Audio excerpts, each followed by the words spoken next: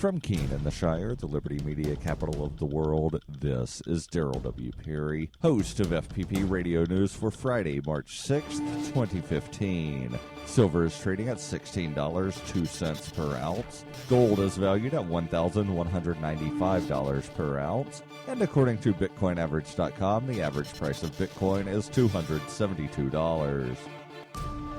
Antiwar.com reports the Palestinian Liberation Organization has voted to end all security cooperation with Israel, saying that they expect Israel to assume all responsibilities for the occupied territories as required by international law. Though President Mahmoud Abbas has not publicly commented on the matter, he is reported to support the PLO's decision, which would suggest he's going to follow through on the security split. Tensions between Israel and the Palestinians have been rising for years, of course, but has recently come to a head over Israel's decision to seize Palestinian tax revenue and the state-owned Israeli power company's decision to shut down power to Palestinians in the West Bank for non-payment that happened because the tax revenue was seized. Increasing desperation about the lack of progress on statehood has led many Palestinian leaders to suggest that dissolving the Palestinian Authority outright might pressure Israel to resolve the situation. Under international law, an occupying power is required to provide basic services for the civilian population under occupation. The Palestinian Authority was intended to be a stopgap solution for handling those services in anticipation of Palestinian statehood, but with the process stalled, many see the Palestinian Authority as essentially making the protracted Israeli occupation more convenient for the occupiers. The biggest point in favor of dissolving the Palestinian Authority has been that it would be expensive for Israel to replace the entire Palestinian Authority infrastructure for basic services to the occupied Palestinians, and that cost would be another strong incentive for Israel to make a final peace deal that grants them self-determination.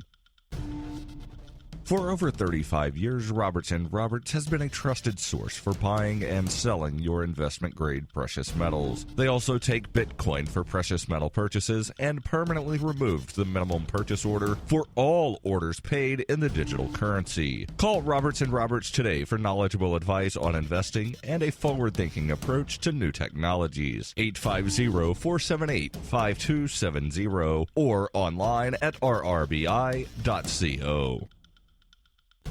UPI reports the U.S. military must use female pronouns when referring to Chelsea Manning, the transgender soldier who is serving 35 years in prison for giving classified military documents to WikiLeaks. The U.S. Army Court of Criminal Appeals ruled Thursday that the military must use either female or gender-neutral pronouns when referring to Manning in the future. The military may no longer refer to Private Manning as a man. Manning, formerly known as Bradley Manning, announced in August 2013 that she was a woman. Manning said in a statement at the time, "As I transition into the next phase of my life, I want everyone to know the real me. I am Chelsea Manning. I am a female. Given the way that I feel and have felt since childhood, I want to begin hormone therapy as soon as possible. I hope that you will support me in this transition." Last month, the Army approved hormone therapy for Private Manning. Thursday's ruling also means Manning will henceforth only be known by her new name, Chelsea, not Bradley.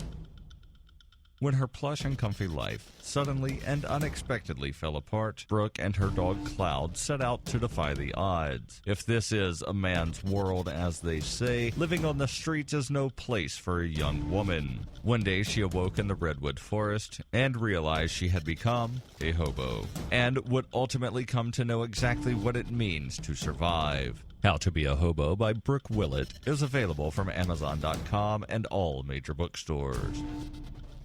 Reuters reports a growing controversy over Democrat Hillary Clinton's use of personal email for work while she was U.S. Secretary of State could drag on for months, threatening to cloud the expected launch of her 2016 presidential campaign. Clinton tried to cool the brewing firestorm late on Wednesday, saying she wanted the State Department to release the emails quickly, but a senior State Department official told Reuters on Thursday the task would take some time. The official said the review is likely to take several months given the sheer volume of the documents set. At the same time, the department is investigating whether Clinton violated policies intended to protect sensitive information when she conducted all of her official business through a personal email account while serving as Secretary of State from 2009 to 2013. This has been FPP Radio News, online at fppradio.com.